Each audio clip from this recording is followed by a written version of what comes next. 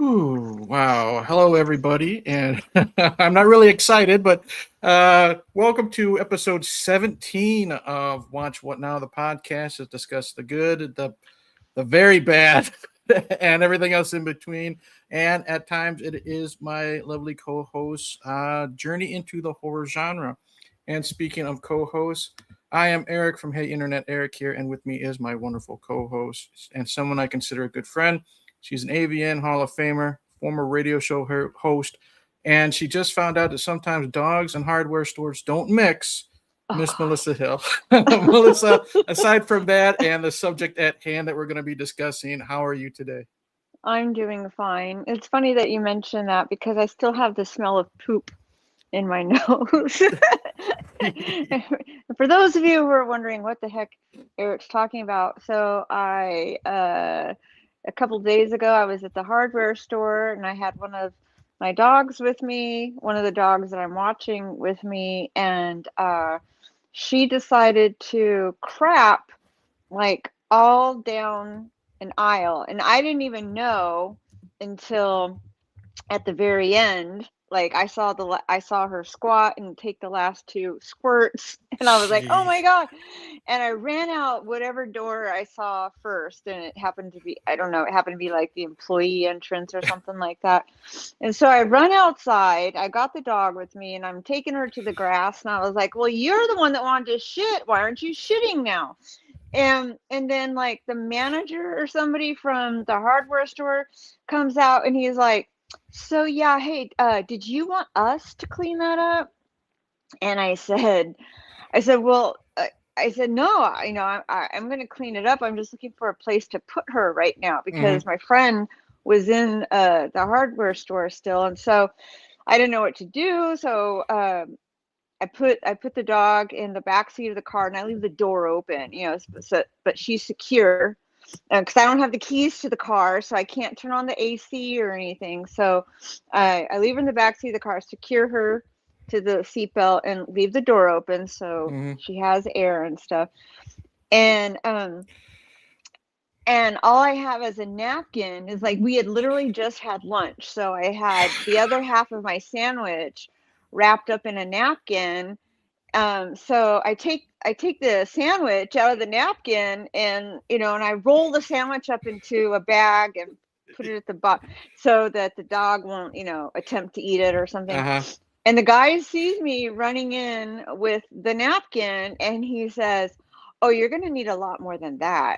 huh. No, no. And I said, "Well, how much was it? Was it a lot?" And he says, "Well, everybody noticed," or something like that. Anyway, so I run back in the way that I exited, and right there in the floor are like the two yellow triangle things that they put on For like the floors, like at wet the, floor stuff, yeah. yeah, like caution wet floor. And I look, I and it's done. It's not even covering. It's only covering like one section. And Oh I no. look, and there's an entire trail of poop. Apparently, she must have been pooping like while I was because I was looking for chainsaws, and so I was like, "Oh, there's a chainsaw." So she must have been pooping as I was looking at the chainsaws, and then you could see like a slight hint of shoe prints, like somebody had actually stepped in it. So there's not only the trail of shit that she had left behind, but there is also the added extra benefit, whatever, of like shoe prints leaving the scene. So they bring me, they bring me like a roll of paper towels that you see like in a public bathroom, Yeah. so they're not really super absorbent, and they don't bend it, Yeah. like you can't really grab with them. Hmm. And like two spray bottles, and one spray bottle was hand sanitizer. I'm like, oh, I don't know what that's gonna do. Anyway, so I'm on my hands and knees cleaning it up, and on top of that, the floor is made out of like fake wood, but it has wood grain in it. Uh So huh. I'm on the floor, not only picking up the poop as best I can with paper towels that don't bend, They're like cardboard paper towels, and Oh. and they give me a paper bag. So two, like, and they put one paper bag inside the other paper bag. So I've got a double layer paper Oh. bag, these like cardboard, like, paper towels, and I'm trying to like pick up the diarrhea, and it's like it was just really bad. Throwing it in the bags and then spraying everything, and like scrubbing in between the grain of wood, and yeah. And like people kept walking by and they were kind of like snickering Jeez. a little bit, and then finally, as I'm ending, an employee of the store comes in with the big huge like floor cleaner thing, the big The machine. floor buffer, yeah. And Yeah. yeah, it was bad. It was really bad. I get so needless to say, I had to take that dog to the vet. She was sick, Wow. and Lady, still dealing with all that. Yeah, ladies and yeah, gentlemen, it this was. is the extra bonus content you get with Watch What Now. My Lord. It was really It's bad. it's And always something anyway, with you, my so dear. I know, and I was thinking today, I was like, man, can't there just be like a day where when we're doing this, that like there's not anything extraordinarily terrible that happens. So anyway, so I'd take her to the vet. She's on antibiotics and Mm-hmm. some other stuff, and in order to keep it from, well, good girl, keep it from being contagious to the other dogs, like I have to pick up poop the moment Yeah. I see it. Yeah. um and and it was just bad for a couple of days, and I'm still kind of, I just gave her dinner and put the special medicine they gave me, so she has one Mm-hmm. more day of the special medicine on top of the antibiotics, and hopefully she'll start getting better and putting on some weight, because now after all that she's skin and bones Yeah. and it's really terrible. Yeah. But anyway, hi, happy Sunday. Good Lord.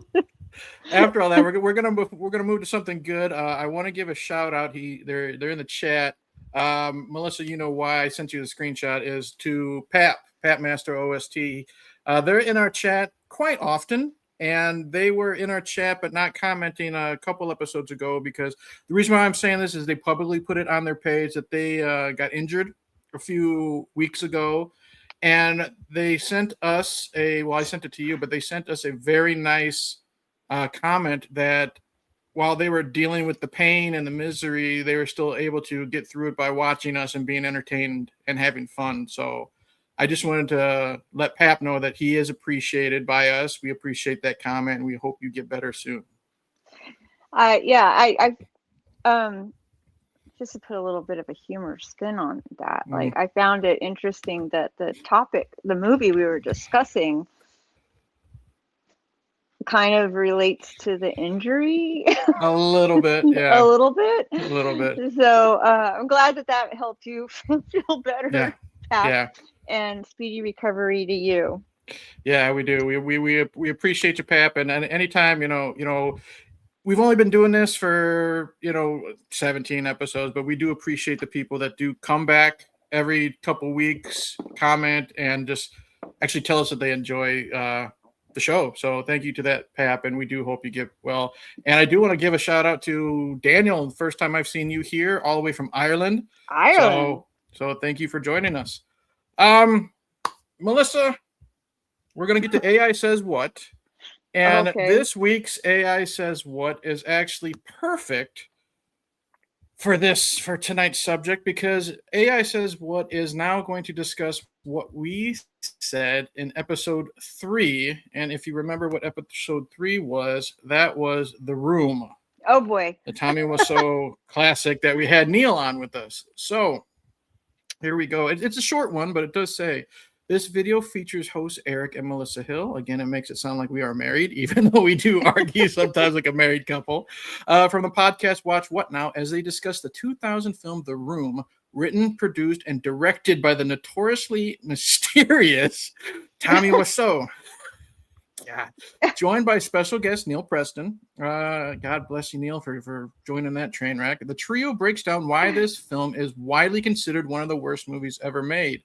Key takeaways from their discussion: the experience. The hosts and their guests found the film to be an absolute chore to watch. They highlight the atrocious acting, the confusing continuity, and the nonsensical plot as major pain points. The mystery of the room. The group discusses how the film, which supposedly had a $6 million budget, is so poor in quality that leaves them wondering where the money went. They also note the irony of the film's cult status, which eventually lead to the production of the biographical film The Disaster Artist. Notable bizarre elements. The hosts specifically call out oddities, such as the characters playing catch with a football for no reason, the belly button sex scene, the lack of logical continuity in the apartment scenes, and the hilariously unconvincing surprise party scene. Final verdicts: the hosts rate the film in their own specialized scales, giving it -5 deflated Tom Brady-esque footballs. That's probably Neil.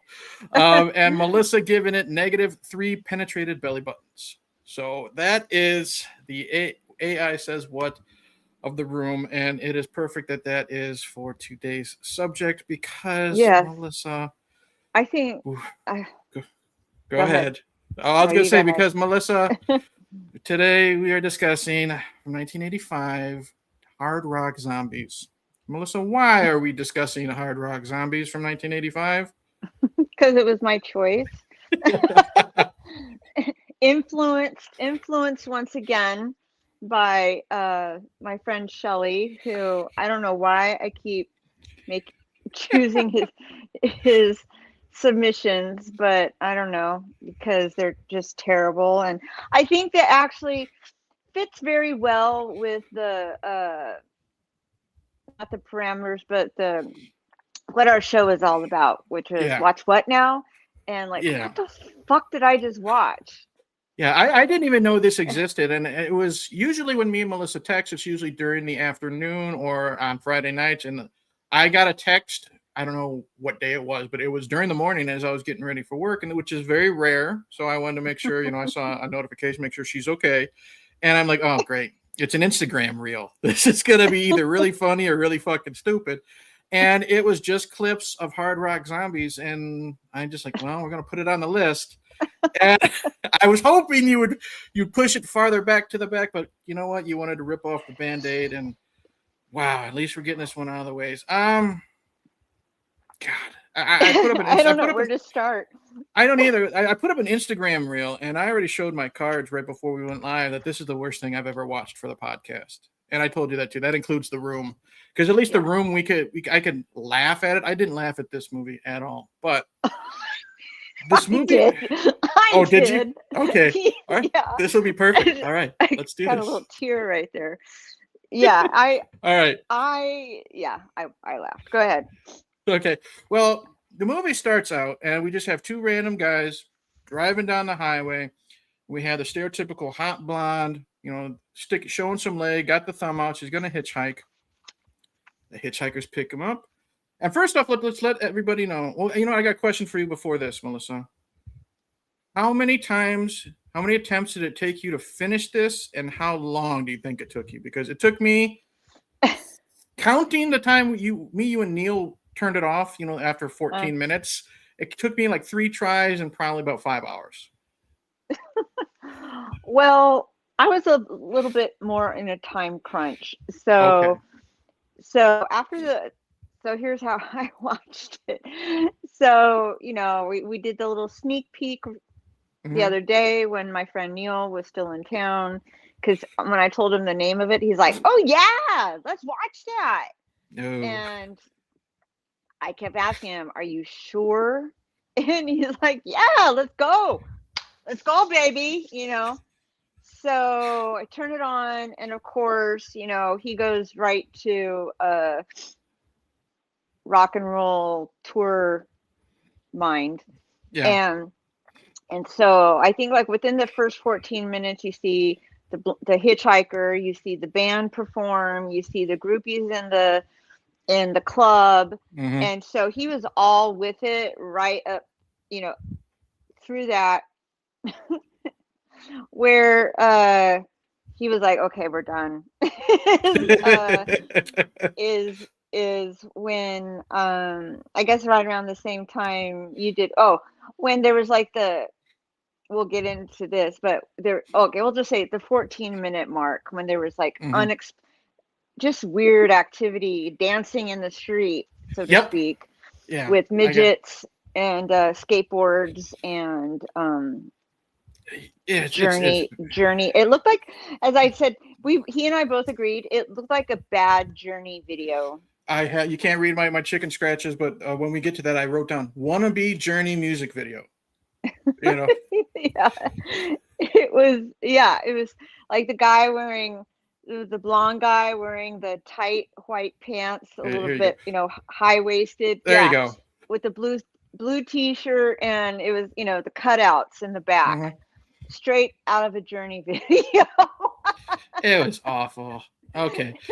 So that's where we both decided, fuck this. I said I didn't have enough alcohol in my system in this, and you wanted to be a nice host. You didn't piss off Neil the couple nights before he had to leave. So the two guys pick up this pretty blonde hitchhiker, and they drive her to this big lake. We get a nude scene within freaking 30 seconds. So all right. I'm like, okay, this is definitely gonna be a trash movie. And then as everyone is skinny dipping, we cut to this really, really tall man being a peeping Tom and taking pictures, and he's got two dwarves with him. And they're just dancing around, doing Ring Around the Rosie around him. And you might not think, okay, two dwarves dancing around a man sounds stupid, but whatever. The problem is, Melissa, the dwarves look like this.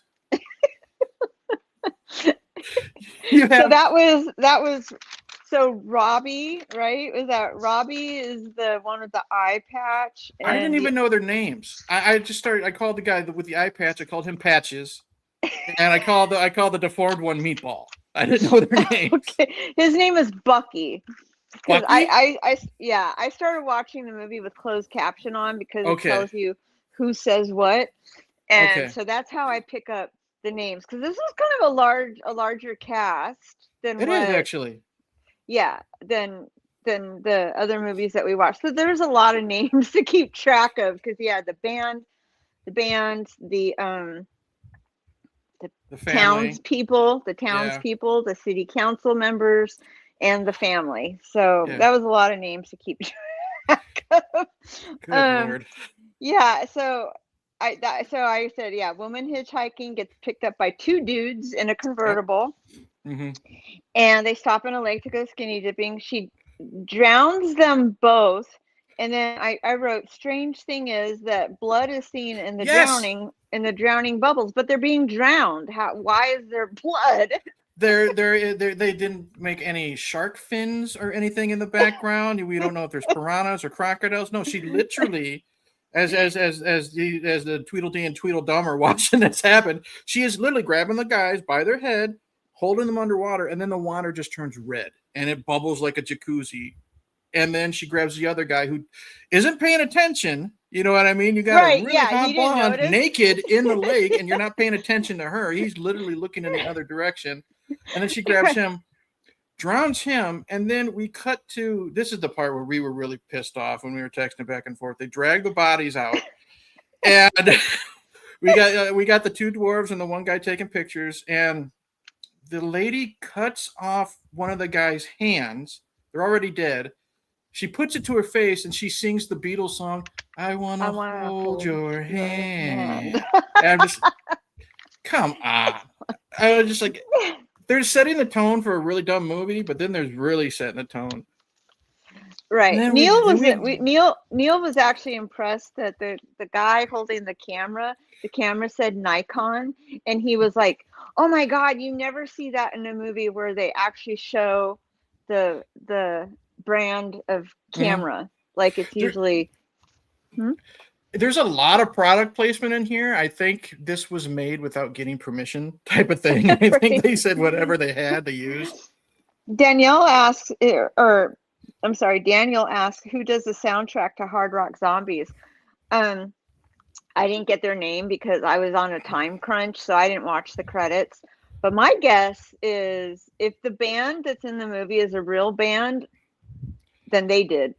Yeah, I'm not gonna lie. I didn't even bother. Once this movie was over, I shut it off. Oh man, I was counting on you for all of that. Well, I'm sure I can Google it, but we'll see. We still got a lot to talk about because speaking of the band, then we cut to a literal 3.5-minute performance of them performing a song called "Shake It Out, Baby" in a nasty nightclub. And you can tell they're down on their luck. The drummer doesn't even have a chair to sit on. I don't know if you noticed that.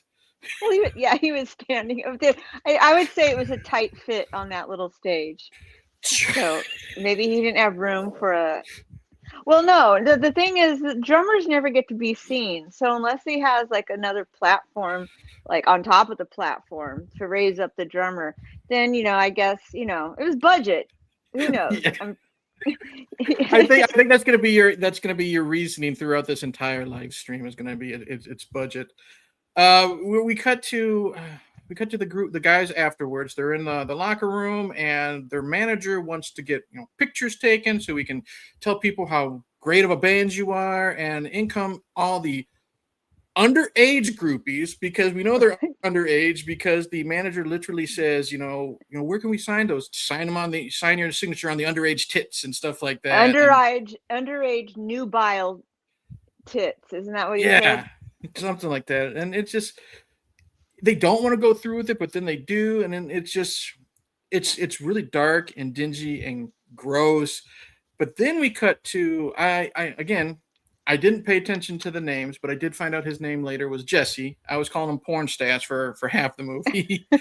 He walks out and he meets this little girl who I think her name is Cassie.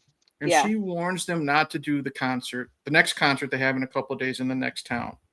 And I called her Jennifer Grey. She looked like Jennifer Grey to me. A little bit. And that kind of makes sense because Jennifer Grey was in Dirty Dancing. Her character was underage with Patrick Swayze. And there's a very underage, romance possibly blooming in this fucking movie with her and Jesse. And then we cut to them in the back of the bus, and Jesse is strumming his guitar. And since you know that it's a trope now, since we watched Cabin in the Woods, he's singing Latin that he found from a mysterious book. Wait a second. Wait. Unless I missed something. Wait, where are you? I'm okay. Okay. Okay. We had the scene with the groupies. Okay. And then we had Cassie telling Jesse not to go to the next town. Okay. And then we have them all in the van driving to the next town, and Jesse's in the background, in the back of the van, strumming his guitar, and he's singing in Latin. And they're asking I totally missed that. Oh God. Oh, Melissa. There's a seed. Okay, they're driving to the next town, and he's singing in Latin. And where did you learn that? I learned it from a book. A book? Yeah, a book. You learn things from it, and he says, it was written in medieval times, and this whole bringing back the dead bullshit type of thing. So, yeah, there. You must. Okay, well that helps. That took place within that first 14 minutes, and Neil was with me. Yes. And we were texting and all that other stuff. So that. So you were smart. You didn't go back and start the movie over. No, see, that's why. So today. Okay. So today, I when I started, rewatching the movie, I was looking at my clock, going, one, I'm on a time crunch. Two, do I really want to go back and watch all of that stuff again? So all of my notes for the first 14 minutes are strictly from memory. And okay. And I wrote notes all the way up until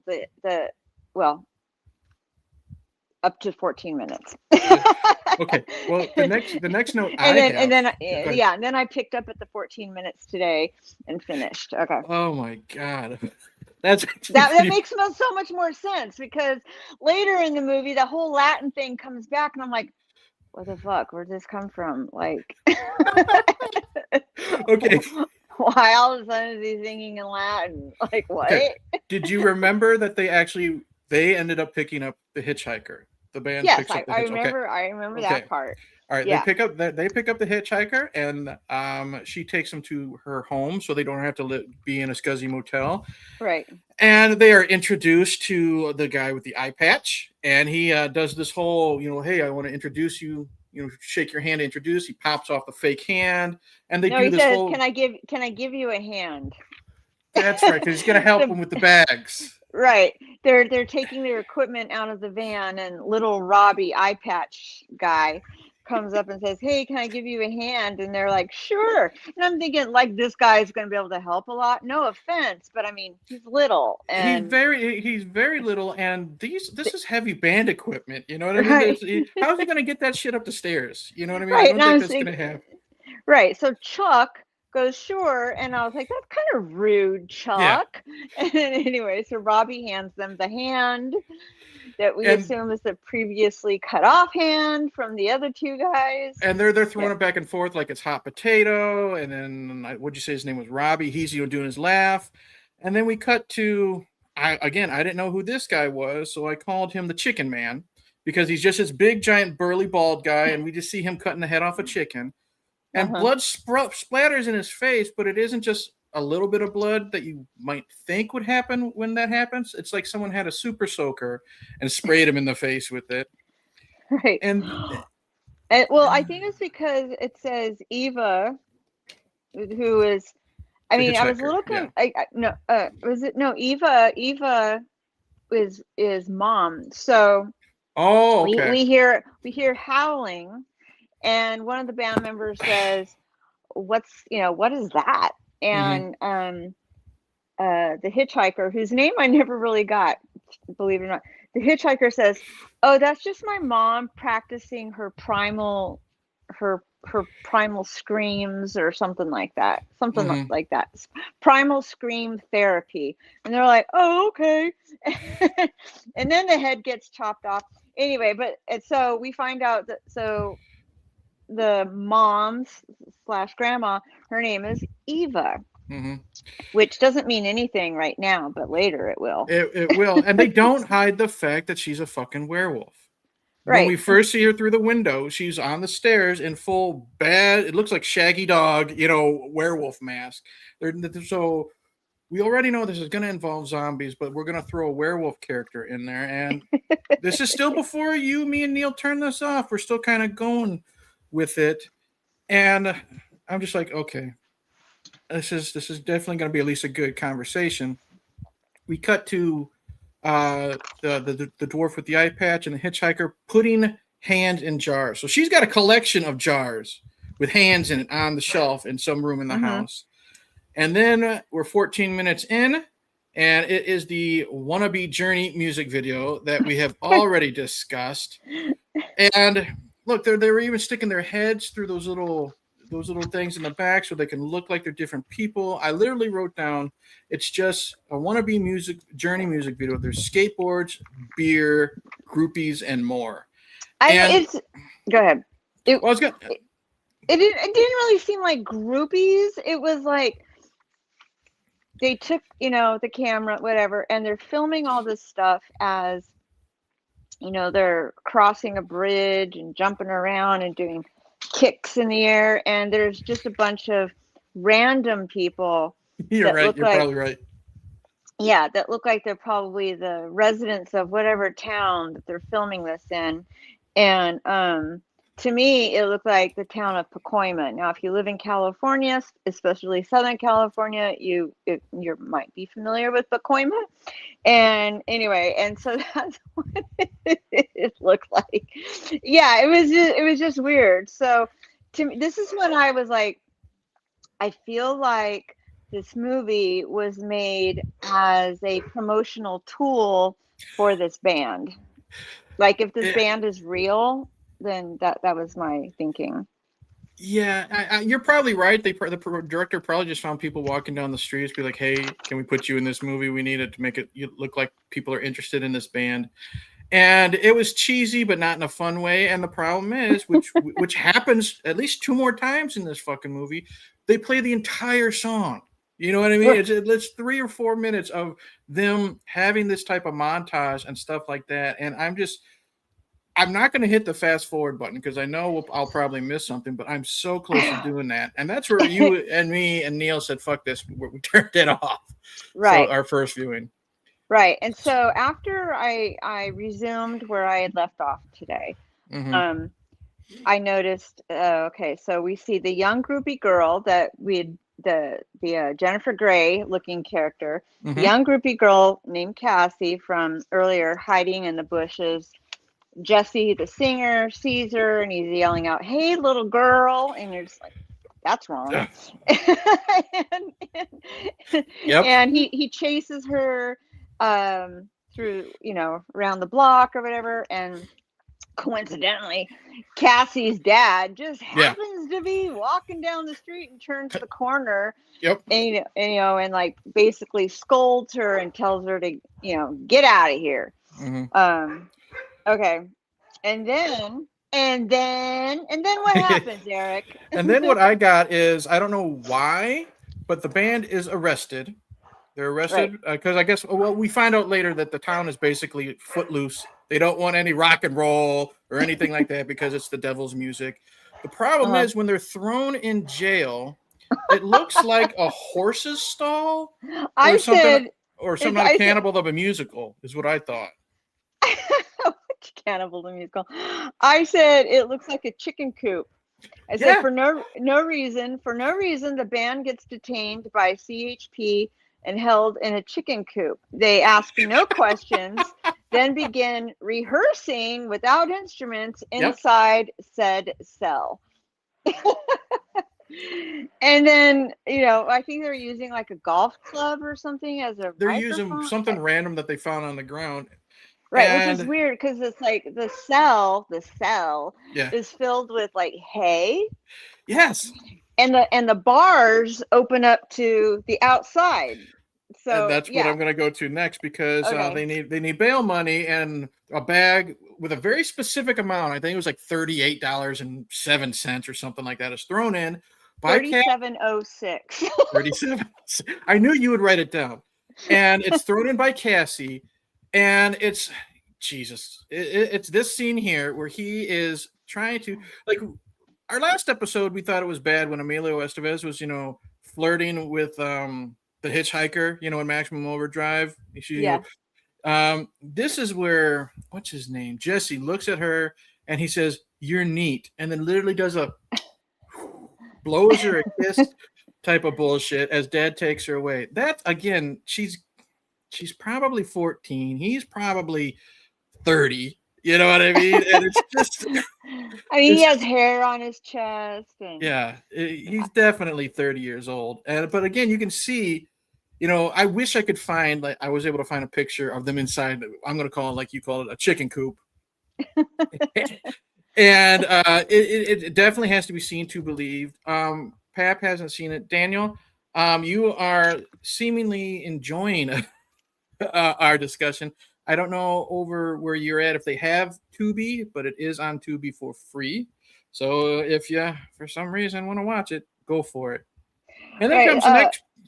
Go ahead. Pap said that it gives the movie trauma movie vibes. Exactly. Yes. Because later, a deceased dictator makes an appearance. Yeah, we're gonna have to watch we're definitely have to watch what we say on YouTube so we don't get flagged when he shows up. But it's definitely got that vibe for sure. A deceased dictator from World War II fame pops up in the movie, and that's I was like, is this a trauma film? And up next, Melissa, is the part where it was either early this morning or it was late last night. I was trying to watch it, and we were texting back and forth, and you missed this text. We get to see some lovemaking, but it is not that one. Wait. Okay. Yeah, I'm having a little computer glitch. And then that's the movie. The movie's making the computer glitch. We get to see some old people making love, and it is here. It is. I think I got it. No. Yes, Oh we are yeah. watching. Okay. Yeah, we are watching Grandpa and Grandma, which is the werewolf, and you said her name was Ava. And they're Right. having, I wouldn't say it's like hardcore, but it's enough. We're mattresses bouncing, they're making noises, and then we see Tweedledee and Tweedledum in the background watching. And they They, walk in and they disturb the couple, and they say something like, "Grandpa, please let us watch. You let the other kids watch," and something like that. And then Grandpa says, "Okay, you can watch, but you can't touch."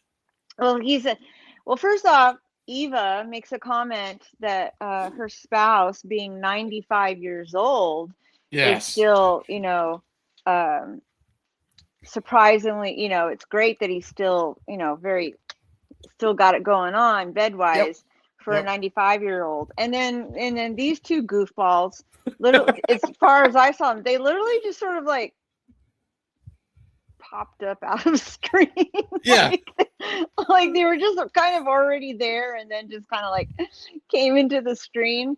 But then someone, I can't remember which one, makes the comment of, well, Eva does, I guess. She says, well, our kids watched. Why not let the grandkids Yes. watch? My lord. Yeah, because I literally put dwarves watch old German couple fuck, but they're the grandkids. Ah.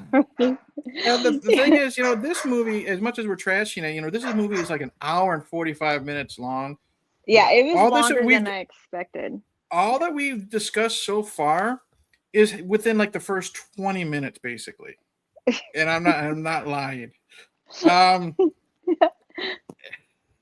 and then after that, we go to this is how I literally wrote it down in my notes. Another fucking musical performance. Oh God, I It's wrote in parentheses SMH. Right. Yeah, yeah. It's them performing in front of the house, and it's a power ballad that Jesse wrote to Cassie. And it's just, again, it's not just awful, but it's very, very creepy Wait a second. because. Okay, go ahead. You skipped a part. So the I might band, have. the band gets bailed out of jail by the hitchhiker, Oh, and that's then right. and then Cassie is unexplainably sitting in a rusted old truck. So Jesse goes and sits in with her, and he's like, "Hey, you," and he tries to give her back her $37.06. Um, she doesn't want to take it, and she was like, because he said, "Oh, a friend bailed us out," and she's like, Mhm. she's not your friend," and That's right. he's like, "Why not?" And she kind of tries to tell them, but then just doesn't. And then Jesse was like, "Well, what's your name? I need your name because I wrote a song about you That's right. last night, and I can't stop thinking about you." So she eventually gives up her name, and then he takes off his ring and gives it to her. That's So right. so that reminded me of being in high school when like the jock gives you like I don't know, his high school ring, or sing ring, or something, I don't know, something like, or his medal. When I was in high school, the thing to do was, if you're dating like the football player, you wear his jersey around on the day of the football game type of thing. That's what it was Yeah, when I was in high school. Yeah, I right. forgot all about that. Thank God, someone else was paying attention to this fucking movie.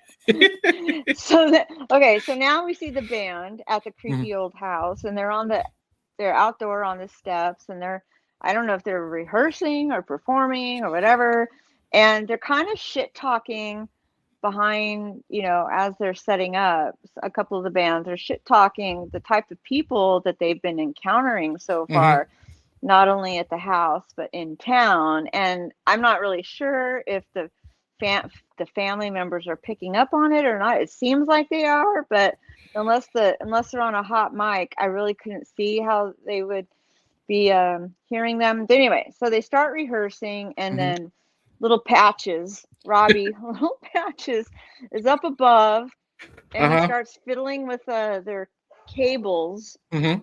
and doing this to them. And just then the grandpa, you know messes with the plug, and then Yep. they all get electrocuted. So this is where I think, okay, so this is how they die.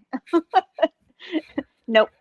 Exactly. Again, we're like 20, 30 minutes in, and I did a little bit of research, reading like what the plot was about. I had to know something going in. So I did know that the band would eventually become zombies, but no, they survived a major electrocution. And then the next time, because there's a couple scenes before we get to the band again, and the band is fine. No one talks about, oh man, I'm sore. Oh man, that sucks. I hope that we don't get electrocuted during the concert. That mistake. It's like it never freaking happened. You know what I mean? Right. Yeah.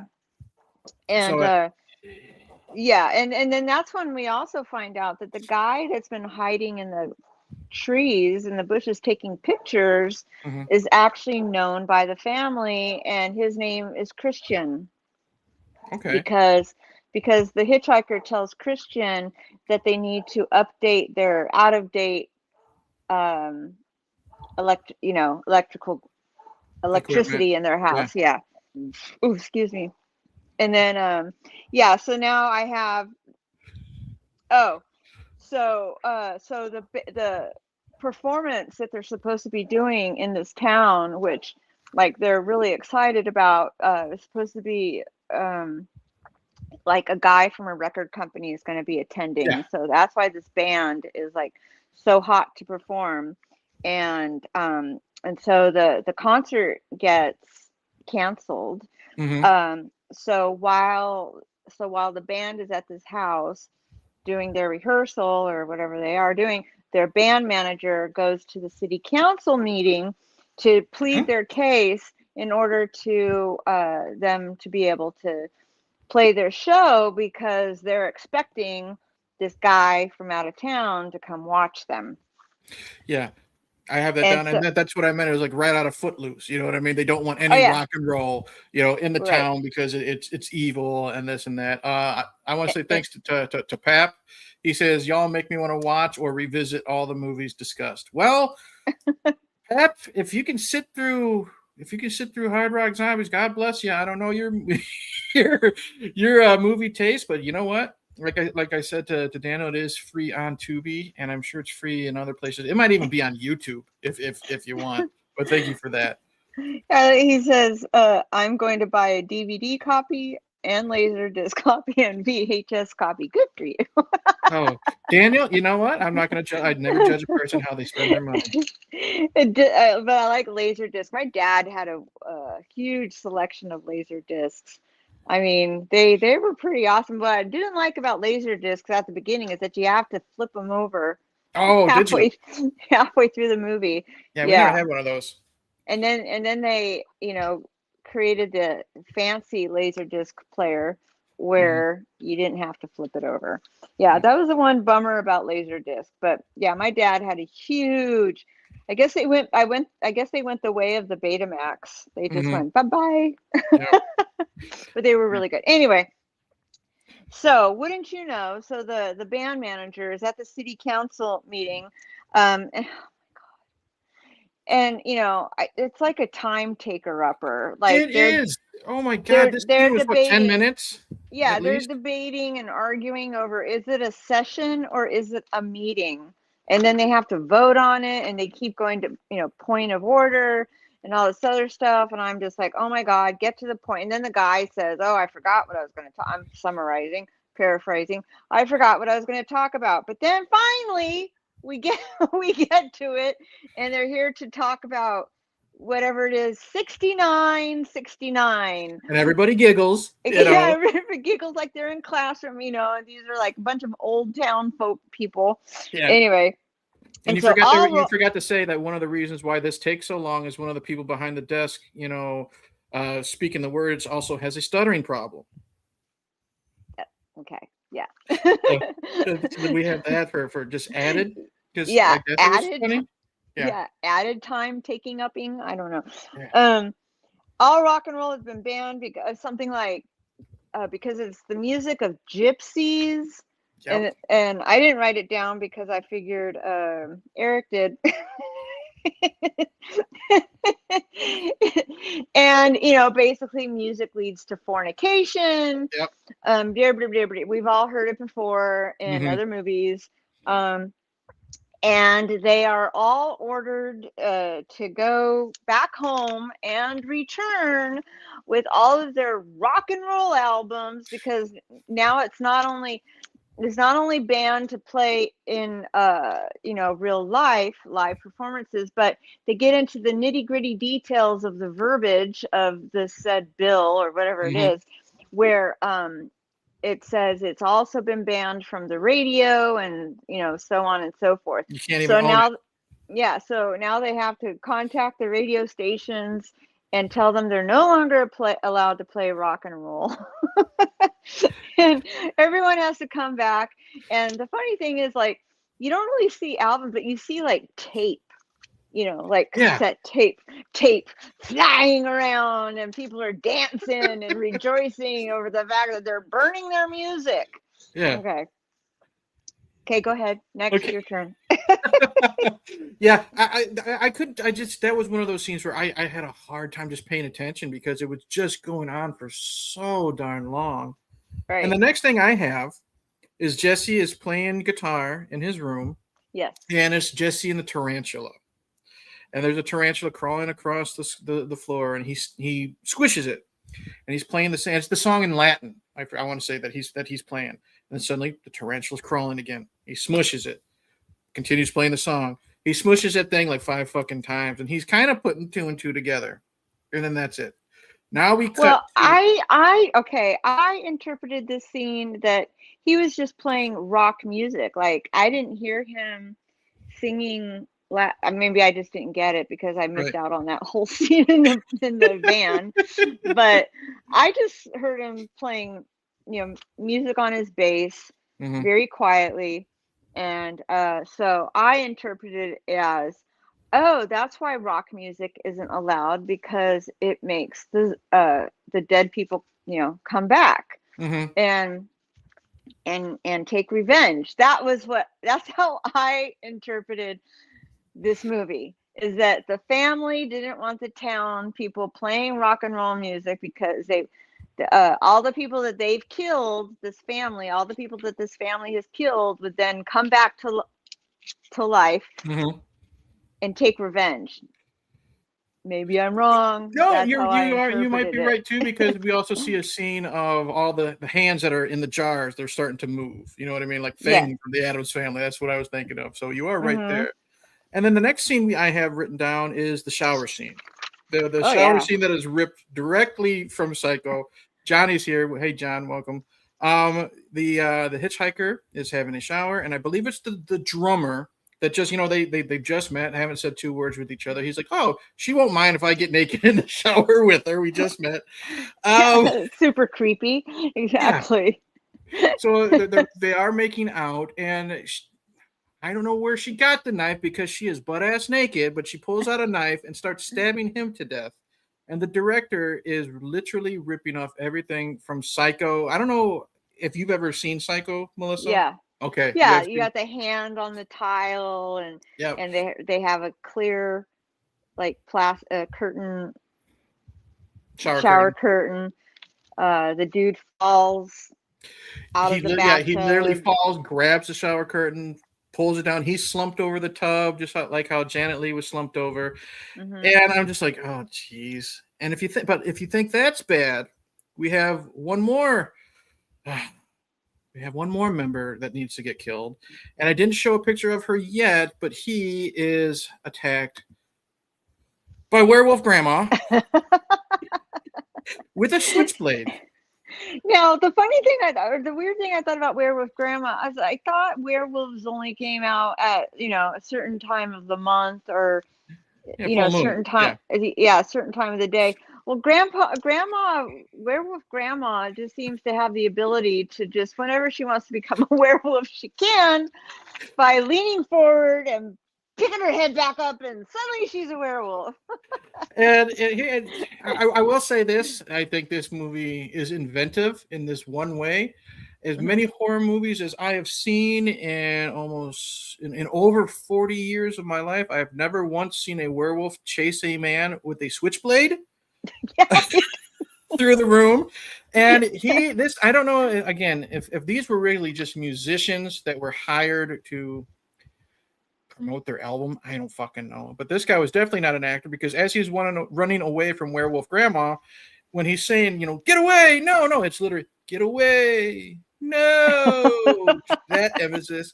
And then I don't even think she does it. I think he tries to get away by jumping out of the second story window and killing himself. Like, whoops. But wasn't there another guy that got killed? Wasn't there two? Because I don't know. The lighting in this movie was also so bad. It was so bad. It was. We have let's see here. So we had the guy in the shower, the drummer. Chuck. Jesse hasn't died yet. No. Tommy's the guy that jumps out the window. Okay. But I wrote Eva kills Tommy and other guy. Yeah, I guess I don't remember, because literally after we deal with werewolf grandma, my very next note is fuck. I still have 1 hour left. I literally wrote that. I know. I kept pausing the movie to check how much time was left, and I was like, "You've got to be fucking kidding me! Like, How long is this goddamn movie?" Like, all the other ones that the crappy ones we've done have usually been like an hour and a half, and I'm like, okay, I can do it. This one is an hour and 45 minutes or something like that. And it feels like 3 hours and 45 minutes. It really does. We got another person over from overseas. Marty from the Trash Picture Show is joining us. Hi, Marty. Thanks for staying up super late to listen to us talk about this fucking piece of crap. And then the next scene, I don't know what his name was, but I called him the Chicken Man because he was the one that killed the chicken. Claude. Okay. Claude, yeah. And he is already dressed up in an outfit from that certain World War II German group. We're going to watch what we say on YouTube. Yeah. So I'm already wondering what the fuck is going on. Why is he just randomly wearing that suit? And I did. You know what? That went right past me too. I did not notice that. I noticed he's only it got later. He's got the armband is what it is. And again, like you said, the lighting is awful. And this is all taking place at nighttime. He's chasing Jesse outside with it looks like a weed whacker, but it's got a saw blade on it. So I'm assuming it's for cutting trees. It's a bushwhacker. It's fucking something. And he's chasing Jesse through the night, and he's chasing Jesse and Cassie. And no, the weird thing is that like Cassie just like appears, like she's been watching it. She's been waiting in the bushes the whole time. Again, like I forget, is it Jesse that screams or something? And suddenly, you see Jesse and Cassie meet up in the middle out in front of this house. I was like, well, that house, I mean, it's kind of in the middle of nowhere, it seems like. Where did Cassie come from? Yeah. But so the guy with the bushwhacker starts chasing the both of them, and Jesse says, "Let's split up." Mm-hmm. And she's like, "No, I don't want to leave you." And he tells her, he's after me. And he goes, "But if something like, play it if I get killed or if I die." He gives her a cassette. He gives her a cassette and he says, "Play this." And I'm thinking, yeah, because she's just running around with a cassette player too.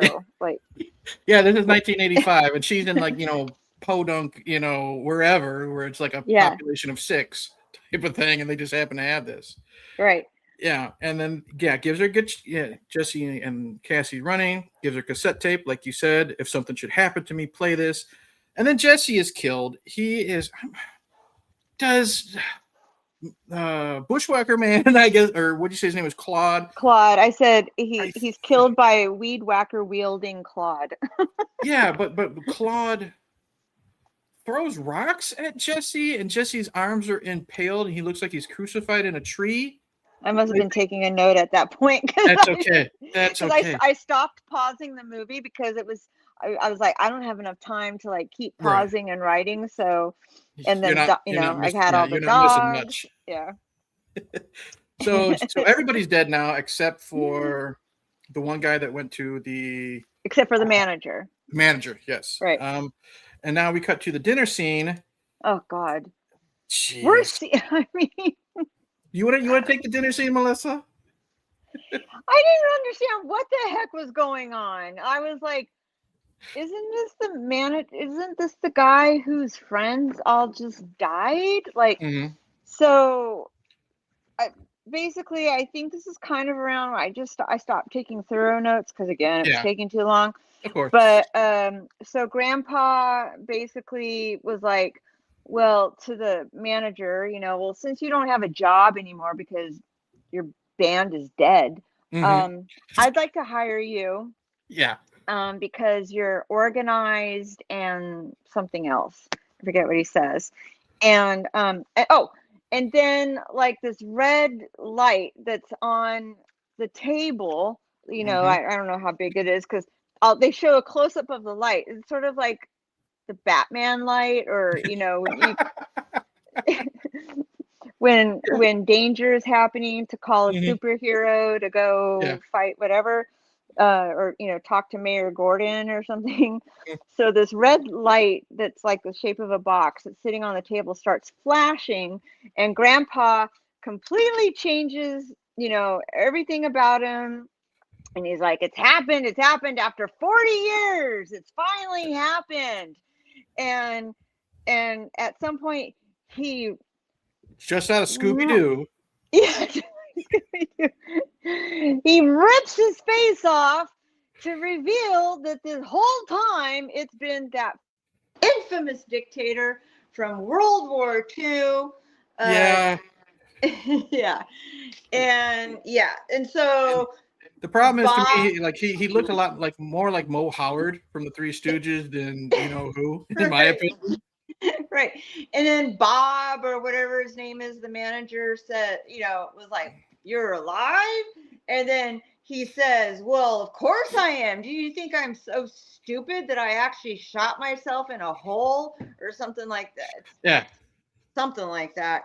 So I was like, oh gosh, he is really well preserved for 95-year-old. I mean, I thought when reading the plot of the movie, Mm-hmm. I because they do mention this dictator's name, Mm-hmm. I thought that he was going to be, dictator zombie. I thought he was Yeah. going to be zombie. Like that's what Mm-hmm. I was expecting. That when we see the mustache guy, Yeah. that he was going to be a zombie, but no. No, he's alive, and at 95, he can still do it. You know what I mean? This was Right. before Viagra. God bless him. Good Lord. Well, Yeah. he told, and so now it makes sense. Eva Yep. is his wife. Mm-hmm. We already know his name. Yep. And she said, but when she was complimenting his lovemaking skills previously, he says that it was a special mixture of the vitamins that he makes, whatever, and then speaks German. So we should have caught on when they all started speaking German. Yeah. No kidding. What was really happening? Yep.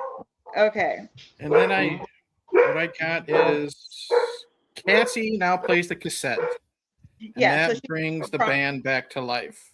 Because wasn't it nice that psychotic family that they still had the niceness of them after butchering everybody, of burying them in the backyard and having makeshift tombstones, but the band comes back to life looking like this, and I'm I was like, assuming it was a ripoff of Kiss or something like that, or the stereotypical hard rock makeup wearing band like Motley Crue or something, and I'm just like, if I didn't think this movie could get any more fucking dumb, they literally a rebirth out of the dirt, looking like a mixture of Kiss and David Bowie when he was Ziggy Stardust. You know what I mean?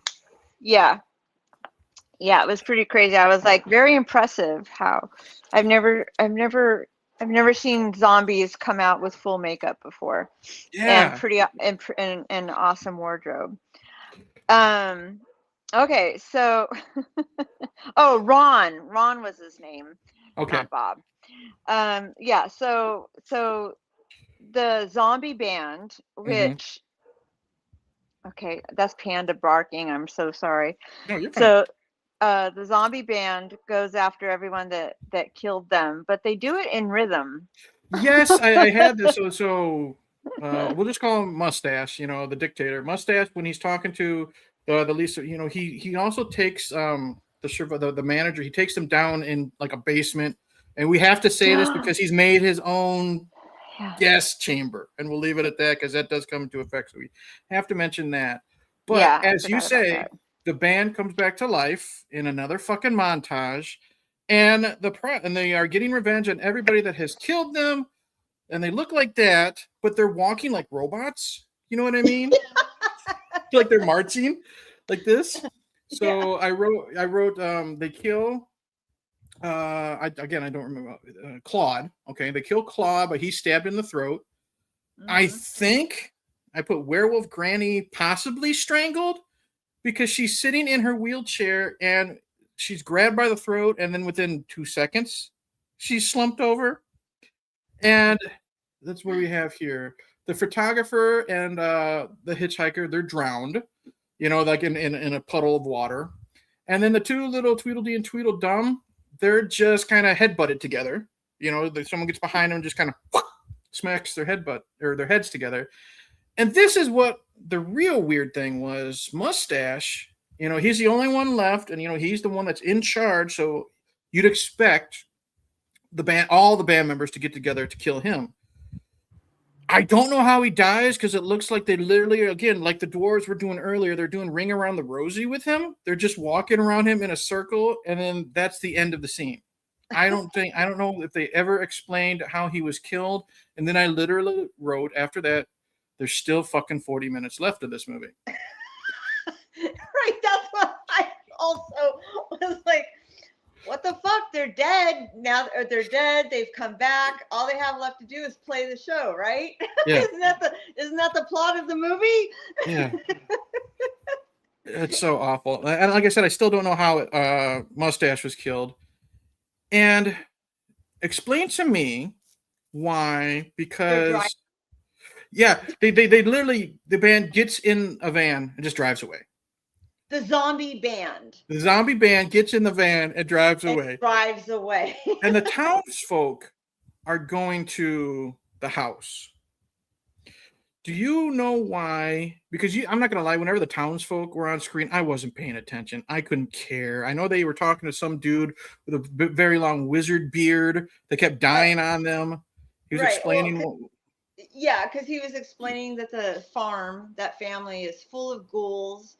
And he's been holding it as a secret this whole time, but now he's about to die, so who gives a shit?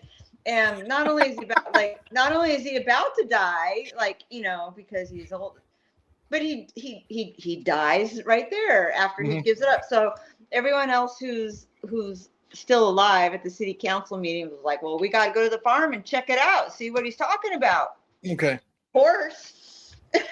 And then this is where everybody's, because you die, you come back as a zombie. Werewolf Granny returns. She comes back to life after being felt up by one of the townspeople. Like she's dead on the porch, and like, of course, we got to have a bumpkin reach down and grab the dead woman's breast. You know what I mean? That wakes her up, and she eats him or something. Mustache rips some guy's head off in an effect that probably cost like 50 cents. You know what I mean? And then the hand chokes a guy. Claude wakes. Oh, and then we have Claude. Claude is still pinned like to the wall, like because he had something metal shoved through his neck. And Cassie's dad shows up, sees the dead body, not really affected. You know what I mean? How often do you see big bald fat guy pinned to the wall? You know what I mean? Dead. And he starts going through Claude's pockets. And he pulls like a wad of cash out and like a pack of cigarettes, and that's what wakes Claude up, and Claude kills him. And I think the blonde kills a cop because she's in the back of a cop car. I don't know how she got there. And then you got the two. Oh, they picked her up and put her in. They just put her in the back of the cop car? Yes, that was when I was like, wait, what's he doing? Like, yeah. So the CHP guy, who actually the whole time was aware, or kind of aware. Basically because he was at that dinner table. Okay. And so he was kind of aware, or he was in the know, in regards to that family wanting to keep rock music Okay. out of the eardrums of the townsfolk. Always having their back. And so when the people at the town hall meeting or the city council meeting find out that the farm is full of zombies, the CHP guy is like, oh, hey, yeah, I gotta go take care of something, because he knows already that Okay. the family is, werewolves and dwarves and all crazy, stuff. And here's the one thing I want to say this before I forget. After everyone's waking up, and Cassie's dad is killed. Blonde kills the cop. The two little ghouls, the dwarves, they just wake up and they don't kill anybody. But the problem is there is a picture of Mustache waking up, but I'm not putting it on YouTube because he's in full outfit. You know what I mean? I'm not getting in trouble. But they look worse than when the band is brought back to life, because they literally just have gray skin with glitter, like literally thrown on their face. They didn't even take the time to make their eyeballs look dead. Because yes. when Mustache Dictator guy reanimates, his eyes open up and they're brown, and I was like, he doesn't even have zombie eyes. They didn't even make sure there was enough glitter around the mustache to cover the normal colored skin. When I've been calling him Patches, I don't remember his real name, but when he wakes up and his arm's like this. Only half of his arm is painted. If you've seen that, the bottom part of his arm hasn't even been touched with the gray glitter paint. And this is where we get to the band. We found out where the band went. They went to go prepare for the fucking concert, of all things. Right, which is, again, they're zombies and they have the wherewithal to drive. And then which is okay. So they're driving in the van, and they're switching through radio stations, and they keep coming across like classical music or, different stations, because none of them are playing rock and roll. And then when they finally land on a station that's playing something that sounds, I wouldn't call it rock and roll. It sounded more techno to me, but apparently it fit within the rock and roll category. They high-five each other. Yeah, but it's slow motion. Yeah, slow motion high five. So they're at the venue where they're gonna do their show, and Cassie is there, and she's running around through them, but they're busy setting up, and they're very focused zombies. Yes. Like, it's almost like they're not even aware that she's there. Which was strange, because like all the other zombies are fully aware of the other people that aren't zombies. But these zombies were only focused on their music. And so, so anyway, so then the music producer guy shows up, and he, of course, is an asshole. I don't even really care to go. He sets up it was weird to me, because he sets up his little desk in the audience, right, in the theater seats. He's got a satellite phone, because it looks like a real phone, but it must be a satellite phone, because I don't know, he had a phone in the audience, and he's able to speak to the band as well. The speaker, and he pulls out a photo, and it's of his honey, but it's a guy wearing a swimsuit. Yeah. And then he's got a bunch of other stuff that's on the table. I thought it looked like he was about ready to like do some artwork. It looked like he had like paint. It looked like he had paintbrushes sitting in, bottles of paint. Like, I really had no clue what was going on with him, other than he's being your typical producer asshole guy yelling at someone, with whatever. And the band is playing, and of course they start, the very first song is Power Ballad about Cassie, and it's about Jesse falling in love with a girl. And one of the lyrics is, "I'm so in love, but you're so young." So if you didn't think there was an age gap before, he's definitely admitting to it now. Right, and something like, "It's new to you, but I've been through a lot," which means I've we can all interpret what that meant. Yeah, you're just it's new to you because you've never done it, but you're just another notch on my belt type of thing. Yeah. No, You that's didn't not. think so? No, that's not. No, I think it's like because he says, "Tell me what you want." I'm in love with you, Cassie, but I'm gonna wait because you're young.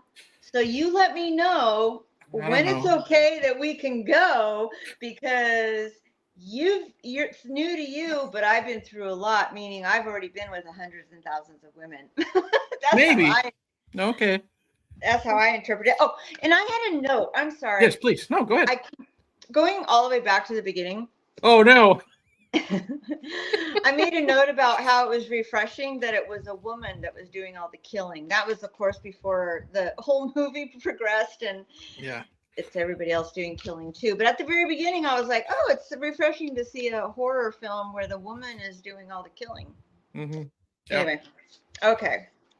Okay. My All right, my yeah. my next note. I mean, are we done talking about the asshole and the concert right for now? Well, yeah, okay. But while the zombie band is playing Yeah, go and ahead. they're singing the love ballad about Cassie, Cassie is in the audience hiding. Yeah. But she's also daydreaming, or someone's daydreaming. Oh yes, and they're running around in the field. It's like a stereotypical where they're dressed all nice and they're slow motion running They're to all each in other. white. Yeah. He's picking her up and spinning her around. And, basically, I guess it's supposed to, because he says, I want to love you for the rest of our lives, or I want to love you forever. Basically, like, I wish I could marry you. So she's envisioning them all in white. I'm assuming supposed to be their wedding day. It was a little sad. I'll be honest. I was a little sad for her. I was Yeah. sad. Yeah. Okay. As a formerly 14-year-old girl who's had crushes on an older man, I know how heartbreaking that is. And, anyway, go ahead. Oh, good for you. The next note I have is we meet a couple that's having a picnic in the woods. Great. So we start like a whole new plot line. Yes. And oh my God, we'll get to what happens, but this woman is like the dumbest woman in the world. Yeah. So it's a couple having a friendly, nice, romantic picnic in the woods, and Patches is watching, zombie Patches, and he's now in full, group garb, and he's watching, he's creeping, and they hear noises, and they don't know if it's a person watching them, if it's an animal. So the man is going to go check it out, and just for protection, the woman makes sure to give him a loaf of French bread as a weapon, just in case he needs it. And then off screen, his head is ripped off, and we see it rolling on the ground to the woman. And I think she picks it up and she throws it into the backseat of a car that we don't see who's driving, and it just drives away. And as she is being chased by Patches, they're playing like a very cheap, generic, like Benny Hill type theme. Oh, you know yeah. what I mean?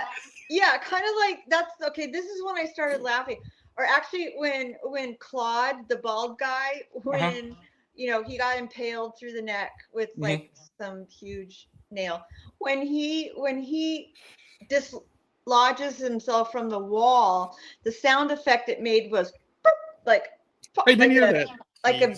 Like a suction thing releasing from its grip, and it goes that pop noise, and I'm like, so this is a comedy. They're trying their best, you know what I mean? So just is chasing the lady to Benny Hill music, and then they're still playing. The band is now playing. I think they're playing the "Shake It" song that we heard at the very beginning of the movie. And we cut to who I have been calling Meatball, but you literally texted me and said that fucking ghoul, because he's there eating a hand, covering it with mustard and sugar, and just eating it because why not? Bucky, that's his name. But Bucky, okay, Bucky. And they never explain why he looks like a mutant. They never explain why he looks like a mutant. For John and anyone who came in late, I'll show you what we're talking about. This guy here, that's Patches. I call him Patches because he's wearing an eye patch, but that's Bucky, apparently. We don't know why he looks like that. They never explain it. They don't say if he's a failed experiment, if he was born like that. I think it's just something to be memorable in the movie for all the wrong reasons. But yeah, I remember right before we were getting set up, you text me and you're like, that fucking ghoul eating the hand at the restaurant. And that's a joke that continues for like the next 30 minutes of this movie. Right. They keep cutting back to Bucky devouring more. I wasn't really getting it other than like, wow, how long is it taking him to eat a hand? But I think he started eating himself. He does, because the last time we see Bucky, it's just his head. It's his and skull. he's eating the flesh off of his face, and he literally slurps it like it's fucking meat, and it's just his head right there on the table. Because he's a fucking pig. Is that what? He's a ghoulish pig. Oh, I forgot. My favorite quote in the movie was, oh, wait, no, we haven't even, never mind. I haven't gotten there yet. Okay. All right. The next scene I got, unless I'm skipping ahead of your notes, is this is where we see where the man's head went. The mother and daughter that got back from the grocery store. Oh, yeah. And the man, it's just another stupid, fucking pointless scene. This movie is an hour and 40 minutes, and you can literally cut out 40 minutes of this movie. Some random mother and young daughter are getting out of their car, and the mother is busy, checking the receipt or whatever. Mm-hmm. And the daughter is like, Mommy, what did you buy? And she makes a comment about how her, husband wanted her to buy some type of steak, and it was $6 a pound or something like that. I honestly, I couldn't even count. I was like, would that make sense in 1985? I don't know. So while the mom is still looking at the receipt, the little girl dumps out the bag that she's carrying, and she's like, well, then what is this? And she holds up the head of the guy that got killed at the picnic, Howard, I think is his name. And then just out of nowhere, the lady from the picnic runs in from off camera, and she's like, she grabs the head and she starts, cuddling it and brushing its hair, running her fingers through the hair, and she's like, don't treat Howard like that, or whatever his name was. Don't treat Howard like that. But they also have to go into the house because she wants to call the police, and the lady that owns the house won't let her in, and she's making up all these dumb excuses as to why she won't let her in. And again, I'm like, is this like another part of like the existing plot? Like, why is this lady acting so sketch about letting this other woman in her house? Yeah, is she a distant family member? Maybe. Yeah. Right. And then because she wasn't very scared when she saw a man's severed head. You know what I mean? No, she was like, well, I just cleaned the floors, and so the picnic girl goes, okay, well, I'll just leave this right here. And she takes her husband's head and puts it on a stepping stone and goes into the house. And the little daughter, doesn't she pick up the head and start looking at it? Yeah, I mean, she like it's a new toy or something. Yeah, it was just the weirdest freaking whatever. Like, it did not. Why was it there? It didn't need to be there. Like the whole picnic couple thing, that whole extra little storyline didn't even have to take place. There was nothing that it added to the movie at all, except the scene. Because like I was telling you, when all the family members were waking up, in their zombie form and eating people. Again, Patches. I don't care what his name is. He wakes up and he goes to a farm where he literally. Now this actor Phil Fondacaro, who. He was a big staple in the 80s movies. He was in Willow. He was in the first Troll movie. He was in a lot of things. But he literally like leaps onto the back. Like I'm not talking like he's probably like 3'5". You know what I mean? Right. Not trying to be mean, but he's probably 3'5". And he somehow leaps onto the back of a cow. Like he's gonna ride it like a horse, and then he just tries to take a bite out of it. I was watching that scene like, no, kill the cow. Yeah. But apparently he didn't have strong enough zombie jaws because he couldn't even take a bite out of the cow. Yeah. And it goes to like the cow's face and his eyes like, oh my God, what is this, a fly on top of me? Yeah, so that was weird. Okay. Shout out to Tom Baker. He says, you did Maximum Overdrive. That is one of my favorite movies. You know what? Don't ever feel bad that you do miss live streams. You know, we do enjoy the interaction, but there's always the replay. You know, we enjoy that people enjoy the show. So feel free to watch the replay and leave a comment afterwards. But yeah, Maximum Overdrive, that was a fun episode that we did. And I think you posted on Instagram was one of your most fun episodes so far was Maximum Overdrive. Oh, cool. Thank you. I think that's his way of telling us that this one sucks and we need to stop talking about it. Right. Hey, Okay, I'm already done. having a ton more fun talking about the movie than the 5 hours it took me to watch the fucking thing. Right. Okay. Right. Yeah, I know. Me too.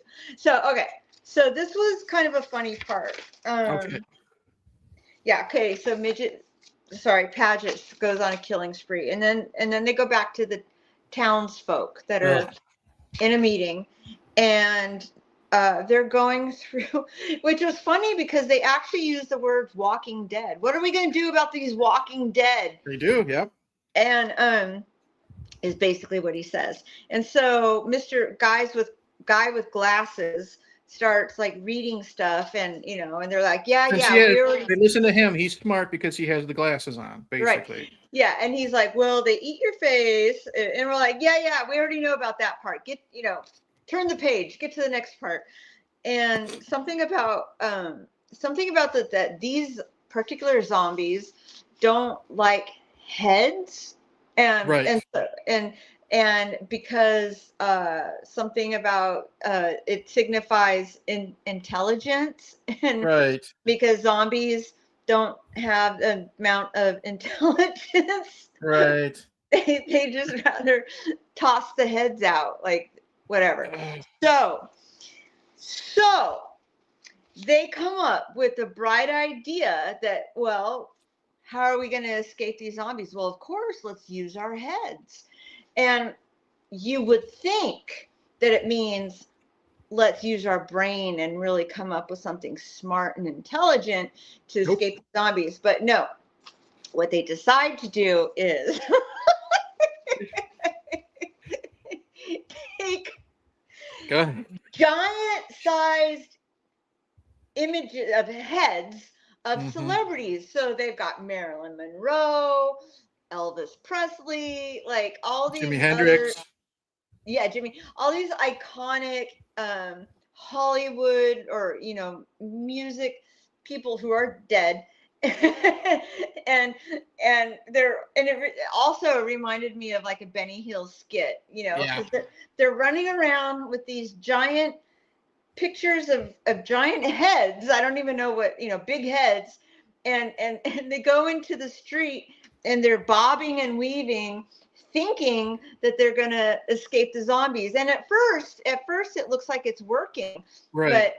But no. But one of the women falls and she loses her giant head, and then she screams out, "It's not working! It's not working! They know who we are!" Oh my! Again, it's another 10 minutes that didn't need to be in the movie. Yeah, yeah. I felt awful after everyone was killed. Even finally, the lady, she still had her husband's severed head with her as she was hiding behind one of the murals. It made me sad. Like the last thing we see of that scene is a zombie bloody footprint, like stepping on the face of Jimi Hendrix as they walk by. I'm just like, God. And for a fact, like the budget of this movie was probably, I don't know, $500, if that. There's no way, like you said when Neil mentioned the type of camera the guy had, or as people are drinking Diet Coke or whatever, there's no way they got permission from the families and the estates of these celebrities to hide behind them. Right. So they go back to, I don't know, whoever's left goes back to the drawing board, and is another older guy, Wisdom, says that that they need a virgin. They need a virgin to kill the ghouls, and they keep calling ghouls. And every time they say the word ghoul, it took my mind to something I said about somebody a few years ago. But whatever. Anyway, so they need a virgin to kill the ghouls, and so they're like, a what? He says, a virgin. A what? A virgin. And then he goes, oh, a virgin. Yes. Angeles. We need a virgin. Well, this is Los Angeles. Where are you going to find a virgin? And so, and just then, dear young Cassie comes running into the room because all the zombies found her at the rock performance because she was hiding behind the chair. All the zombies found her, and now they're all chasing her. And she runs into, where all the living townsfolk are, and then she hugs, what's his name, Ron. She hugs Ron, the band manager, and she's like, "Save me, save me!" And of course, all the surrounding town folks are going, "You know what you got to do." That's right. You know it. And he's like, "No, nothing, anything but that." But at the same time, he says, "I got to go do something here. They'll protect you. You'll be okay here," he says to Cassie, as they're all eyeballing her because she's a virgin that can be sacrificed to kill the ghouls. Anyway, and then someone at this meeting, they're rattling off. Oh no, someone makes a comment like, it sounds like the plot of a cheap movie, and someone says, "This whole day is like a cheap movie." Yeah, no shit. Which made me think, did they film the movie in a day? They probably could have. Yeah. Okay. So after the concerts, the zombies go back to their grave. They basically played their song and they their concert, and they went to bed. Oh and yeah. This is they where drove. They drove to their grave. They drove back to their grave, covered themselves up in the dirt, and they went back to sleep to rest. And this is where Ron shows up to Jesse's grave. And he pulls out the ring, I think, that she has. And that's what wakes up Jesse and the band members, because, true love conquers all, even when you're one of the undead. And he's telling Jesse what they're going to do to Cassie. They're basically going to gangbang her. Yes, I didn't understand that, because they made this whole thing about, it has to be on the top, the highest mountaintop at midnight. But I don't remember in their description about anything about her being savagely gang raped, by a bunch of fucking zombies. That just is a line he just says to Jesse to wake him up, I think. Because I don't remember. No, they kind of the old guy at the meeting kind of, because he's like, yeah, he kind of, because somebody asked the question like, "What do you mean they're gonna have their way with her," or something like that. Okay. And the old guy goes, "You know what I mean." Oh Jesus, that's fucking stupid. Okay. So which leads to then, of course, I'm jumping really quick. No, go ahead. Then when they eventually do take her to the hilltop, all the zombies that are coming after her are doing pelvic thrusts. They are. Oh my gosh. Okay, but back to Ron sitting at Jesse's grave. Okay, well, that's basically all it is. And they come out, and then they start playing a concert in Latin, and it distracts all the zombies. You know what I mean? It's like the Pied Piper of Zombie Town, basically. Right. The zombies. Ron says, "I need your help. Are you really going to let all these people that you turned into ghouls screw her to death?" He literally says she's going to get screwed to death. Yeah. Yeah, you're going to let all these people that you turned into ghouls screw Cassie, and then he sits back up. Yeah. And then the thing is, when she's tied to the tree, and all the zombies are. There's a goat, and there was nowhere. It didn't say anything about a goat, but they brought one. It probably showed up on set, and they're like, we can't get it offset, so we'll just keep it in the movie. All the zombies are getting ready to, do their pelvic thrusts, and they turn around, like I said, Pied Piper of Zombie Town. But there is one zombie in the background that looked like it was wearing a gorilla mask, and at first, I just thought maybe they couldn't afford to put makeup on another extra, so they just threw a gorilla mask on the guy, and that ends up being Ron. Ron saves Cassie, pulls her off the tree, and you find out that the band with their Latin music is bringing the entire town into that homemade gas chamber that was made by who, and doors shut. Cassie and Ron, they set it up, they turn on the gas, everybody's dying, including the band. Yeah. And then the hitchhiker shows up. She's still dancing because during every single fucking sequence in this movie, you have that hitchhiker by herself, like dancing in the middle of the street. You know what I mean? Like a music video. And she slowly dances over to the band as they're slowly dying on the wall. And that's the image I accidentally put up earlier. She literally dies in their arms like it's the cover of a rock album. You know what I mean? And she straddles the arm of one of the guitars or the bass. Yeah. And they slowly die, and that's it. Then we cut to Cassie at Jesse's grave, and I think, is this where, let's see, I wrote Jesse gives her the ring. Like his arm pops up, gives her the ring, and that's where I wrote. First, we cut to Bucky eating the skin off of his face. That's right. Bucky finished dinner and ate the skin off of his face. And then we're at, so basically Cassie says, it's only been you. And it's like, they literally just met, but okay. Yeah. And they didn't stoop as far as we know, because she's underage. But she's just like, it's only been you. I will come back and visit your grave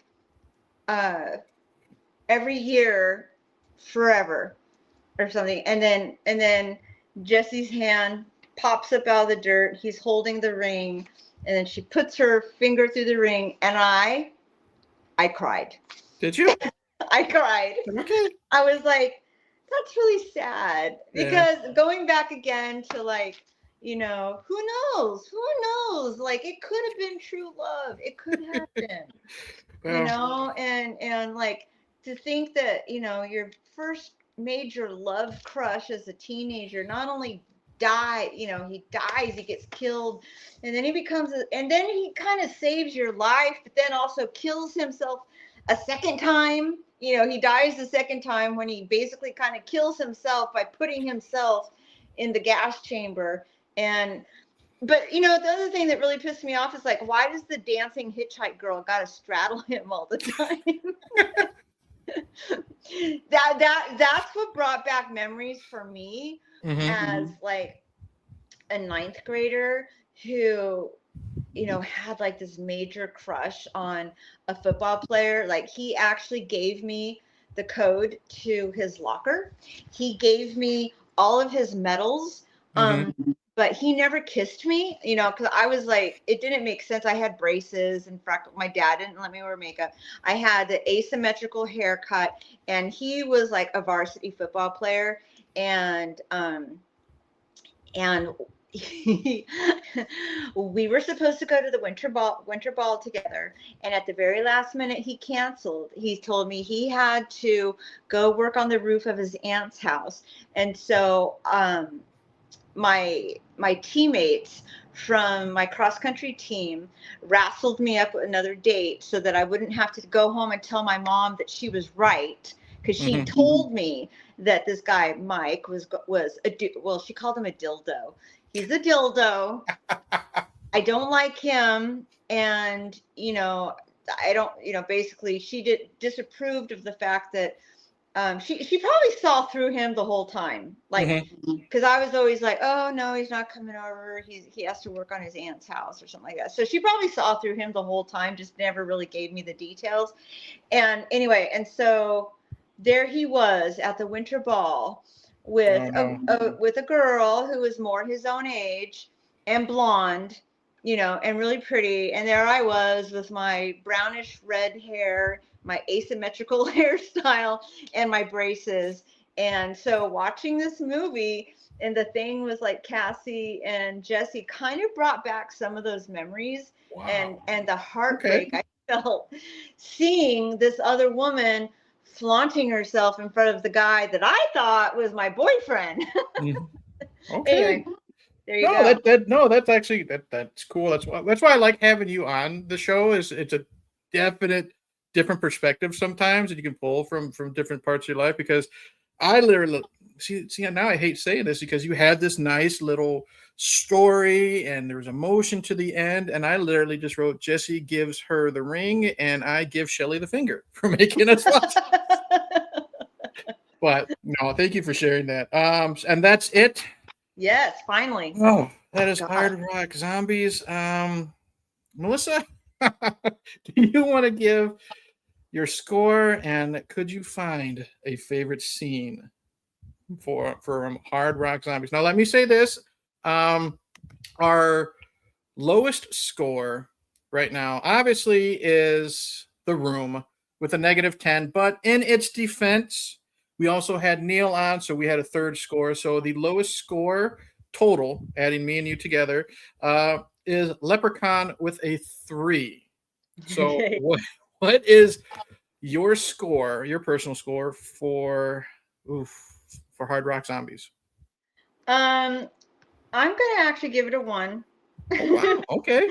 Yeah, because to me it seemed like I mean, they really didn't need to make a movie. It looked like they, shot a music video and they had so much footage they just decided to make it a movie. But I'll give it a 1. Oh, excuse me. I'm gonna give it 1 Jesse's ring. One Jesse's ring. Yeah. Okay, well, I'm not gonna be as nice. I'm not gonna be as nice. I have said it on the Instagram post, and I told you I thought this is the worst thing we've watched, and that include The Room. Uh, so this is gonna, when we add the scores together, this is gonna be under Leprechaun. I hate to say that. I gave it a -4. Werewolf Grandmas. -4 werewolf. -4 werewolf grandmas. I couldn't. I mean, I understand what got you to laugh and what certain scenes you really like. I just couldn't with this from the very beginning to end. It was a slow. It was just tough to get through this. You literally could have made this an hour long. Every time the townspeople showed up, I wanted to fast forward, but I couldn't because I might air quotes miss something important, but I sure didn't. Right. Yeah. And I'm not gonna lie, I'm gonna cheat for favorite scene, and I will say the exact same thing I said for The Room. I'll say the ending credits because it's finally over and done. So that is it. That was Hard Rock Zombies. Thanks, Shelley. Thanks, Yeah. Shelley.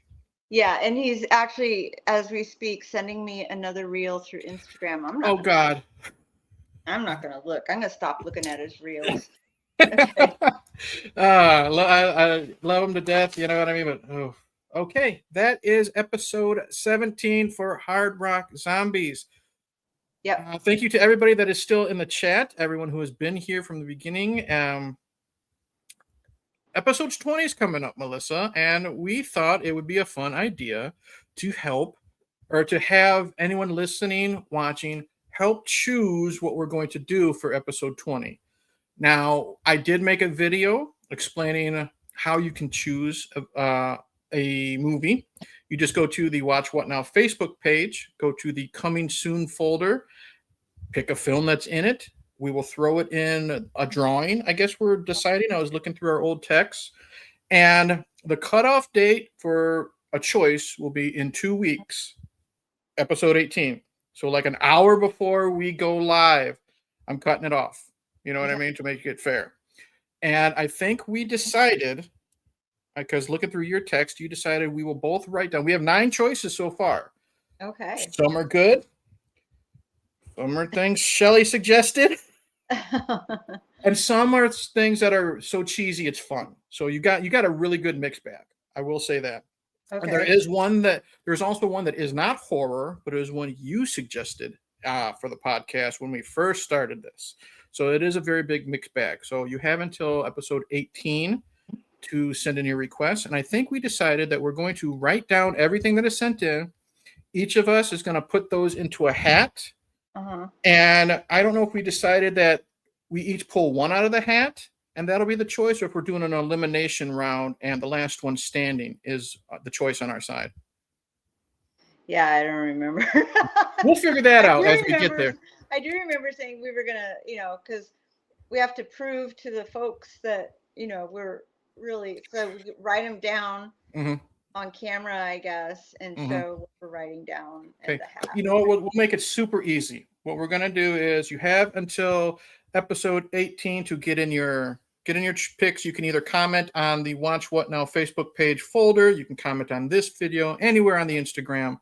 You have 2 weeks to do it. We will have at the end of episode 18, we will have everything in a hat. I will have it in one of my hats. Melissa has literally 2,300 hats in her household. And what we will do, we'll make it super easy. I will pick one. Like you said, we'll show all the choices so people know we're not cheating. Put them in a hat. I will pull one out, and let's just say it will. I won't say it because you want to keep it a secret until episode 18. Yeah, I don't even know what the choices are right now. So Right. yeah. So I will pull out one. Melissa will pull out one, and then what will happen is in between episode 18 to 19, I will have a poll up on the YouTube community post, and we will let you vote between the two that were the last one that we chose, and then that's how we're going to pick episode 20. So I think that'll make it super simple, super fun, I think, especially since Melissa has no idea what she's getting into. But I think that'll be a fun way to help you guys help us uh, pick episode 20. All right. Sounds Okay. good. I'm All looking right. forward to it. You might change your mind when we considering what might win, but you never know. Okay. So I figured out to make the next two episodes easy for us for 18 and 19. So they're not choices that could be in the hat.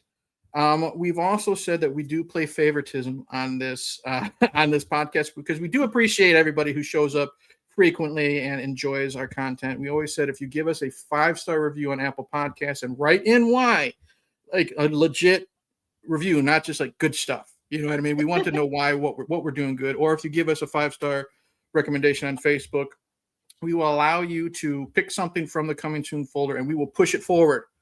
And we haven't done that yet. We need to do that because we've gotten that from a bunch of people. So, Melissa, I'm going to read, we have 3 reviews. I'm going to read the taglines from the 3 choices. I won't say who they're from, so we don't have favoritism there.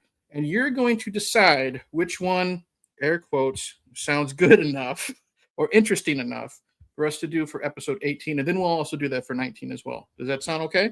Okay. Okay. All right. So the tagline for this movie, for one movie, is Aliens Resurrecting the Dead and Flying Saucers Over Hollywood. We have a tagline that says Kiss Your Nerves Goodbye. And then, oh boy. This last one is Sorry, but the doctor is out of his mind. Which of those taglines interests you, air quotes, enough for episode 18? Do you need me to read them again? Okay, so it's aliens flying overhead attacking Hollywood? Is that what it was? Okay, And I'll read it then one more time. We have okay. aliens resurrecting the dead and flying saucers over Hollywood. That's one Okay. tagline. The next one is Kiss Your Nerves Goodbye. Okay. And the final one is Sorry, the doctor is out of his mind.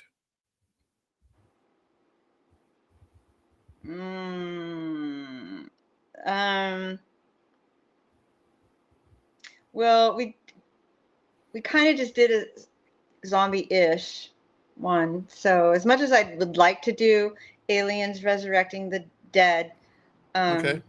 I'll say no for now. Okay. I really want to do Say Goodbye to Your Nerves, but since I watch the movies by myself, Okay. Okay, so I guess I'm going to go with The Doctor is Out of His Mind. Well, my dear friend Melissa, we're doing another Shelley movie. Oh, Jesus Christ.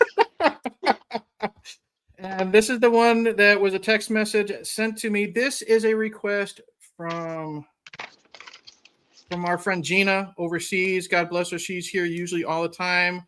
And if she's not here, she does watch the replay and comment. And she doesn't have social media, so we do allow her a lot of leeway when it comes to requests.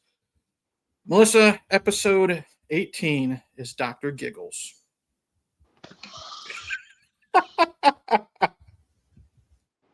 So,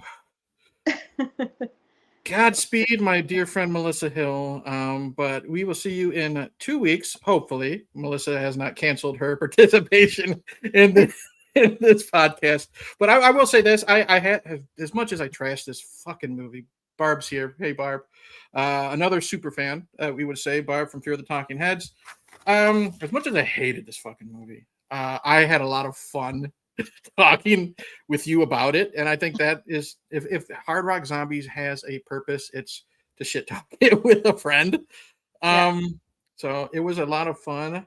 Definitely, in my opinion, more entertaining than the movie itself. Anything you want to say before we sign off with our usual sign off this week, Melissa? Anything that I want to say before? No. I think after she found out what they think, Shelley. Now the air has totally been sucked out of the room. So we will say the usual stuff. I am Eric. That is Melissa. Thank you for joining us, and adopt, don't shop. Yes.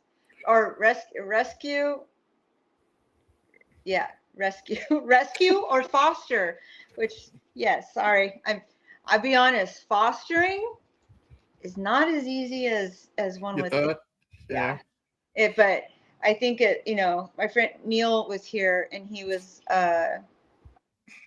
he was just like, I mean, he had a few comments about the whole fostering process, and I'm like, dude, that's what I signed up for. Okay. Right. The job of the foster is to make sure, it's like the in between, out of the shelter. If they're lucky, they get to go to a rescue first, which she did, but sometimes they come straight from the shelter and go to a foster. But, basically it's come out of the shelter, go to a foster so that they can get acclimated, to family living and whatnot, and then adoption. So fostering is an important job, and it's free, but you do receive support from the rescue. So like, if you have to take them to the vet, it doesn't come out of your own pocket. That's good. Unless you want to. Same thing with food. I opted to, pay for her food, but if I didn't, they would send me the food themselves or reimburse me or whatever the case may be. So yeah, fostering is an important job. As I'm looking at Dr. Giggles. Hey, it is what it is. Yeah, you said basically you told some people to send in requests, so it's bad, but it's not as bad as Hard Rock Zombies. I'll say that. Okay. So, but you'll be the judge of that too. All right. Hopefully, by the time we do Dr. Giggles, I'll be a little less exhausted. I'll tell you this, Dr. Giggles I can get through in one watch. I'll just say that. Like I said, Hard Rock Zombies took me 3 and 5 hours to do. So, with that, again, I am Eric. God bless her. That is Melissa Hill. And we will see you, God willing, in 2 weeks. In 2 weeks. For Dr. Giggles, Melissa. Oh, yay. Good night, everybody. Mwah. Good Bye. Lord.